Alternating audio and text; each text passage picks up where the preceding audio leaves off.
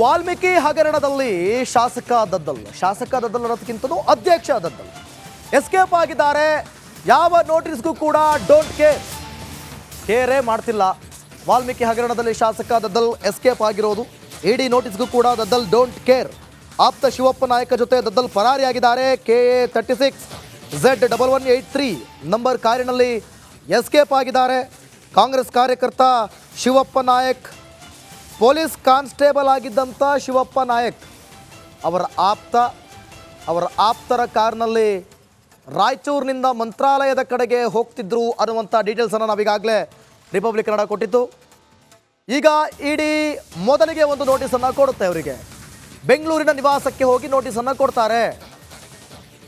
ಶಾಸಕರಾದಂಥ ದದ್ದಲ್ ಅವರು ನಿಗಮ ಮಂಡಳಿಯ ಅಧ್ಯಕ್ಷರಾಗಿರುವ ಕಾರಣ, ಆಡಿಯೋದಲ್ಲಿ ನಿಮ್ಮ ಹೆಸರು ಪ್ರಸ್ತಾಪ ಆಗಿರುವ ಕಾರಣ ನೀವು ಬರಬೇಕು, ವಿಚಾರಣೆಗೆ ಹಾಜರಾಗಬೇಕು ಅಂಥೇಳಿ ಇಡಿ ಮೊದಲ ಬಾರಿಗೆ ನೋಟಿಸನ್ನು ಕೊಡುತ್ತೆ. SIT ಈಗಾಗಲೇ 3 ನೋಟಿಸ್ ಕೊಟ್ಟರು, ಪ್ರಯೋಜನ ಆಗಿಲ್ಲ. ಇದು ಇಡಿಯ ಮೊದಲ ನೋಟಿಸ್.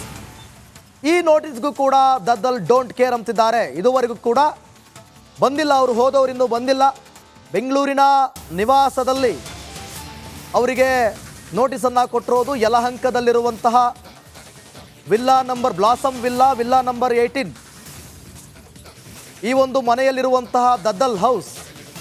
ಅಲ್ಲಿಗೆ ನೋಟಿಸನ್ನು ಕೊಟ್ಟಿದ್ದಾರೆ. ಕೊಟ್ಟಿದ್ರೂ ಕೂಡ ದದ್ದಲ್ ಯಾಕೋ ಬರೋ ಲಕ್ಷಣಗಳು ಕಾಣಿಸ್ತಾ ಇಲ್ಲ. ಈ ಪ್ರಕರಣದಲ್ಲಿ ನಿಗಮ ಮಂಡಳಿ ಅಧ್ಯಕ್ಷರಾದಂಥ ದದ್ದಲ್ ಭಾಗಿಯಾಗಿಲ್ಲ ಅಂತಂದ ಮೇಲೆ, ತಪ್ಪು ಮಾಡಿಲ್ಲ ಅಂತಂದ ಮೇಲೆ ಬರಲಿ, ವಿಚಾರಣೆಗೆ ಹಾಜರಾಗಲಿ. ಹಾಗಾದರೆ ಓಕೆ,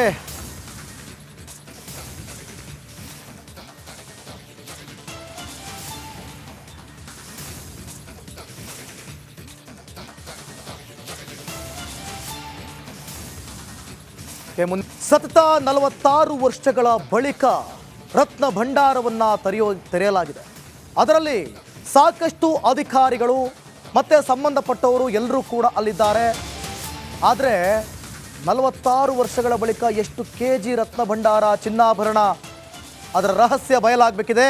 ಕೀಲಿಯಿಂದ ತೆರೆಯದ ಭಂಡಾರದ ಲಾಕ್, ಹಾಗಾಗಿ ಲಾಕ್ ಒಡೆದು ರತ್ನ ಭಂಡಾರದ ಕೊಠಡಿಯನ್ನು ಓಪನ್ ಮಾಡಲಾಗಿದೆ. ನಿಯಮಗಳ ಪ್ರಕಾರವೇ ಭಂಡಾರ ತೆರೆಯುವ ಪ್ರಕ್ರಿಯೆ ನಡೆದಿದೆ. ಪುರಿ ಜಗನ್ನಾಥ ಮಂದಿರದ ರತ್ನ ಭಂಡಾರ ರಹಸ್ಯ ತೆರೆಯಲಾಗಿದೆ ಈಗಾಗಲೇ. ಅದು ಎಷ್ಟು KG, ಈ ಹಿಂದೆ ತೆರೆದಾಗ, 46 ವರ್ಷಗಳ ಹಿಂದೆ ತೆರೆದಾಗ ಎಷ್ಟು KG ಇತ್ತು, ಈಗ ಯಾವ ಬಾಕ್ಸನ್ನು ತೆರವು ಮಾಡಲಾಗಿರೋದು, ಈ ರೀತಿಯಾಗಿ ದೃಶ್ಯದಲ್ಲೂ ಕೂಡ ನೀವು ಗಮನಿಸ್ತಾ ಇದ್ದೀರಿ. ಪುರಿ ಜಗನ್ನಾಥ ರತ್ನ ಭಂಡಾರ ರಹಸ್ಯ 1978ರಲ್ಲಿ ಓಪನ್ ಮಾಡಲಾಗಿತ್ತು. ಅದಾದ ಬಳಿಕ 2024ರಲ್ಲಿ 46 ವರ್ಷಗಳ ನಂತರ ನಿಯಮಗಳ ಪ್ರಕಾರ ಅದನ್ನು ತೆರೆಯಲಾಗಿದೆ. ಅದನ್ನು ರಹಸ್ಯವಾಗಿ ಸಂಬಂಧಪಟ್ಟಂಥ ಅಧಿಕಾರಿಗಳು, ಜಿಲ್ಲಾಧಿಕಾರಿ, ಪುರಾತತ್ವ ಇಲಾಖೆ ಜೊತೆಗೆ ಸಂಬಂಧಪಟ್ಟಂಥ ಎಲ್ಲ ಅಧಿಕಾರಿಗಳು ಕೂಡ ಅದನ್ನು, ಆ ಒಂದು ರಹಸ್ಯವನ್ನು ತೆಗಿತಾರೆ. ಅದಾದರೆ ಅದರ ವಿಶೇಷತೆ ಬಹಳಷ್ಟಿವೆ. ಸರ್ಪಗಳು, ವಿಷಕಾರಿ ಸರ್ಪಗಳು, ನಾಗರಹಾವು ಈ ಒಂದು ನಿಧಿಯನ್ನು, ಈ ರತ್ನ ಭಂಡಾರವನ್ನು ಕಾಯ್ತಾ ಇದೆ ಅನ್ನುವಂಥ ನಂಬಿಕೆಯೂ ಕೂಡ ಇದೆ. 2018ರಲ್ಲಿ ಸುಪ್ರೀಂ ಕೋರ್ಟ್ ಆದೇಶವನ್ನು ಕೂಡ ಮಾಡಿತ್ತು, ಪುರಾತತ್ವ ಇಲಾಖೆಗೂ ಕೂಡ ಆದೇಶವನ್ನು ಮಾಡಿತ್ತು. ಆದರೆ 2024ರಲ್ಲಿ ಈ ರಹಸ್ಯ ರತ್ನ ಭಂಡಾರ, ಪುರಿ ಜಗನ್ನಾಥನ ರಹಸ್ಯ ರತ್ನ ಭಂಡಾರ ಓಪನ್ ಆಗಿರೋದು. ಒಡಿಶಾ ಪೊಲೀಸ್ ರ್ಯಾಪಿಡ್ ಫೋರ್ಸ್ನ 15 ಸಿಬ್ಬಂದಿ ಇದ್ದಾರೆ. ಜಿಲ್ಲಾಧಿಕಾರಿ ಸಿದ್ಧಾರ್ಥ ಶಂಕರ್, ಜಿಲ್ಲಾ ನ್ಯಾಯಾಧೀಶರು, ಇವರೆಲ್ಲರೂ ಕೂಡ ಅವರ ನೇತೃತ್ವದಲ್ಲಿ ಇವತ್ತು ರತ್ನ ಭಂಡಾರದ ರಹಸ್ಯ ತೆರೆದುಕೊಂಡಿದೆ. ಸದ್ಯಕ್ಕೆ ಭಕ್ತರಿಗೆ ದೇಗುಲ ಪ್ರವೇಶದಿಂದ ನಿರ್ಬಂಧವನ್ನು ಹೇರಲಾಗಿದೆ. ನೋಡಿ, ಈ ಹಿಂದೆ ರಾಜಕೀಯವಾಗಿಯೂ ಕೂಡ ಇದು ಒಂದಷ್ಟು ಸ್ವರೂಪಗಳನ್ನು ಪಡೆದುಕೊಂಡಿತ್ತು. ಕೀ ಕಳೆದೋಗಿದೆ ಅಂಥೇಳಿ ಈಗ ಲಾಕ್ ಸಿಗದ ಕಾರಣ, ಕೀ ಸಿಗದ ಕಾರಣ ಲಾಕ್ ಹಾಗೆ ಹೊಡೆದಿದ್ದಾರೆ. ಮಂದಿರ ಆವರಣದಲ್ಲಿ ಭಾರಿ ಭದ್ರತೆಯನ್ನು ನಿಯೋಜನೆ ಮಾಡಲಾಗಿದೆ. ದೇಗುಲದ ಒಳಗೆ ಸೀಮಿತ ಮಂದಿಗಷ್ಟೇ ಅವಕಾಶ ಮಾಡಿಕೊಡಲಾಗಿದೆ. ಒಡಿಶಾ ಪೊಲೀಸ್ ರ್ಯಾಪಿಡ್ ಫೋರ್ಸ್ನ 15 ಸಿಬ್ಬಂದಿ ಇದ್ದಾರೆ. ಜಿಲ್ಲಾಧಿಕಾರಿ ಸಿದ್ಧಾರ್ಥ ಶಂಕರ್, ಜಿಲ್ಲಾ ನ್ಯಾಯಾಧೀಶರು ಒಳಗೊಂಡಂತೆ ಕೆಲವರಿಗಷ್ಟೇ ಮಾತ್ರ ದೇಗುಲದ ಒಳಗೆ ಪ್ರವೇಶವನ್ನು ಕಲ್ಪಿಸಲಾಗಿದೆ. ಸದ್ಯಕ್ಕೆ ಭಕ್ತರಿಗೆ ದೇಗುಲದ ಪ್ರವೇಶದಿಂದ ನಿರ್ಬಂಧವನ್ನು ಹೇರಲಾಗಿದೆ. ನೋಡಿ, ದೃಶ್ಯದಲ್ಲೂ ಕೂಡ ಗಮನಿಸ್ತಾ ಇದ್ದೀರಿ, ರತ್ನ ಭಂಡಾರ ದೇಶದ ಆಸ್ತಿ.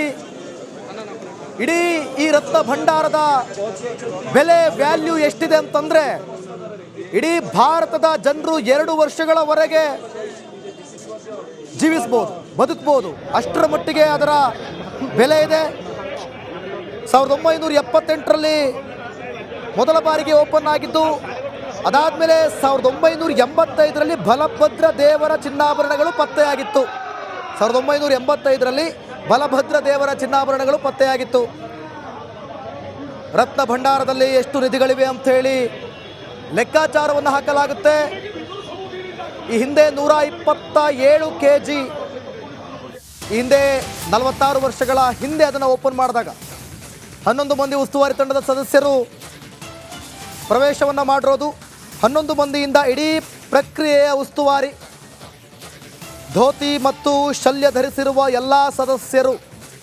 ಭಂಡಾರದ ವಸ್ತುಗಳ ತರಲು ದೊಡ್ಡ ಪೆಟ್ಟಿಗೆಯನ್ನು ಕೂಡ ಸಾಗಣೆ ಮಾಡಲಾಗಿದೆಯಂತೆ.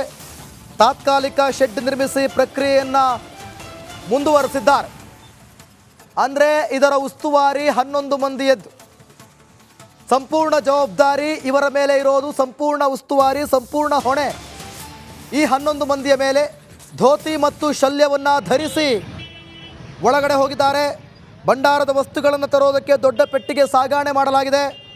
ತಾತ್ಕಾಲಿಕ ಶೆಡ್ ನಿರ್ಮಿಸಿ ಪ್ರಕ್ರಿಯೆ ಈಗ ಮುಂದುವರಿತಾ ಇದೆ. ಮೊದಲಿಗೆ ಕೆಲವೇ ಕ್ಷಣಗಳಲ್ಲಿ ರತ್ನ ಭಂಡಾರ ತೆರೆಯಲಾಗುತ್ತೆ ಅಂತ ಹೇಳಿದ್ವಿ. ಅದಾದಮೇಲೆ ಅದರ ಪ್ರಕ್ರಿಯೆಗಳು ಮುಂದುವರಿತಾ ಇದೆ.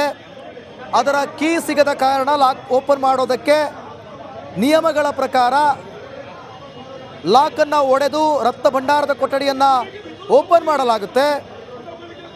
ಜೊತೆಗೆ ಅದನ್ನು ತೆರಿತಾ ಇದ್ದಾರೆ ಅಂತಂದಾಗ ಮಂದಿರದ ಆವರಣದಲ್ಲಿ ಭಾರೀ ಭದ್ರತೆಯನ್ನು ನಿಯೋಜನೆ ಮಾಡಲಾಗಿದೆ. ದೇಗುಲದ ಒಳಗೆ ಸೀಮಿತ ಮಂದಿಗಷ್ಟೇ ಅವಕಾಶ. ಒಡಿಶಾ ಪೊಲೀಸ್ ರ್ಯಾಪಿಡ್ ಫೋರ್ಸ್ನ 15 ಸಿಬ್ಬಂದಿಗಳನ್ನು ಭದ್ರತೆಗಾಗಿ ನಿಯೋಜನೆ ಮಾಡಿಕೊಳ್ಳಲಾಗಿದೆ. ಸದ್ಯಕ್ಕೆ ಭಕ್ತರಿಗೆ ದೇಗುಲ ಪ್ರವೇಶದಿಂದ ನಿರ್ಬಂಧವನ್ನು ಹೇರಲಾಗಿದೆ. ಕೆಲವರಿಗಷ್ಟೇ ನೋಡಿ, ಇದರ ಹೊಣೆಯನ್ನು 11 ಮಂದಿಗೆ ವಹಿಸಲಾಗಿದೆ.